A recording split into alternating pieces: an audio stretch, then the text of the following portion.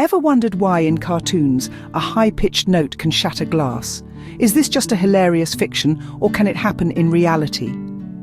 This is a question that has sparked curiosity among many. From science enthusiasts to cartoon aficionados, you've seen it countless times. A character in a Viking helmet and dress, belting out a powerful high note that sends wine glasses, monocles, and even the grand chandelier of an opera house shattering into a million pieces. It's a classic trope that has become a staple of Saturday morning cartoons. But is it grounded in reality or purely the stuff of animated fantasy? Is this a skill that only our beloved cartoon characters possess? Or is there a chance we could do it too? To answer these questions, we need to delve into the science behind this unique phenomenon. Let's dive into the science behind this phenomenon and discover if it's possible in real life. The key to understanding this lies in the concept of resonant frequency. You see, every object in the world, whether it's a wine glass or a chandelier, has a unique resonant frequency. This is the specific frequency at which it naturally vibrates. It's a bit like each object having its own musical note, and it's this note that we need to find if we want to shatter a glass with our voice. So how do we find the resonant frequency of a wine glass? Well, it's surprisingly straightforward. Since a wine glass is tubular and hollow, it's especially resonant. When we run a wet finger around the rim of the glass, or simply tap the glass, it causes it to vibrate at its resonant frequency. These vibrations push out waves of air pressure, which our ears and brain interpret as sound. The pitch of the sound we hear is determined by the frequency of these waves. Each glass will have a unique resonant frequency, which means that each glass will produce a different pitch when it vibrates. With a good ear or the right computer program, we can identify what that pitch is. Once we know the glass's resonant frequency, we can attempt to match the pitch of our voice to it. Singing at this specific pitch will cause the air around the glass to vibrate, which in turn makes the glass itself vibrate. But here's the real challenge.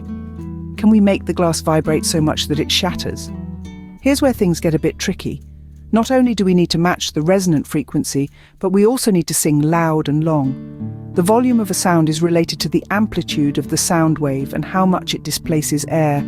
The louder we sing, the harder we're pushing air at the glass. Sustaining the note allows the vibrations to build up enough to potentially cause the glass to fracture.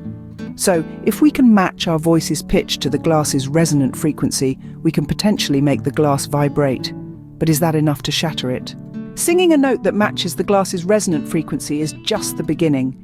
Now, let's talk amplitude and air displacement.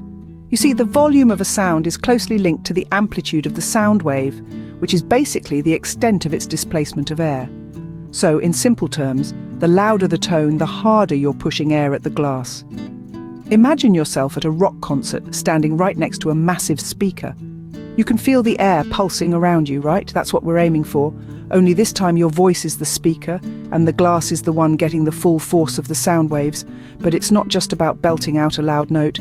You need to hold that note, sustain it, make it last. This allows the vibrations to build up in the glass, creating a sort of pressure cooker situation. The longer you hold that note, the more the glass vibrates, and the more likely it is to fracture. However, it's not just about hitting the right frequency and volume. There's also an element of luck involved. Glasses aren't perfect. They're riddled with microscopic defects, tiny imperfections that make each glass unique. These defects can affect how much tonal punishment a glass can endure before it shatters. Think of these defects as the glass's personal breaking points. Some glasses with fewer or smaller defects can withstand more punishment. Others, with larger or more numerous defects, might shatter more easily. It's a bit like the proverbial straw that breaks the camel's back. So to sum up, shattering a glass with sound isn't just about singing a high note like an opera diva. It's about finding the right frequency, sustaining a loud enough volume, and hoping that the glass has enough defects to make it susceptible to shattering. So, shattering a glass with sound requires a combination of the right frequency, sustained volume, and a bit of luck. This isn't just theory. The guys on Mythbusters proved it can be done. In 2005, the Mythbusters team, known for debunking or confirming popular myths, took on this very challenge. Enter Jamie Vendera, a rock singer and vocal coach, who stepped up to demonstrate that an unamplified voice can indeed shatter glass. Vendera's mission was to achieve the resonant frequency of the glass, a unique pitch that causes the object to vibrate.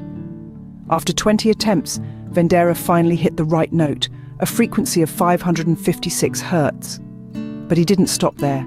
He then had to generate enough volume, essentially push enough air at the glass to cause it to fracture. And he did it, reaching a whopping 105 decibels. So there you have it. Shattering glass with a high note isn't just a cartoon trope, it's a fascinating demonstration of the power of sound and resonant frequency.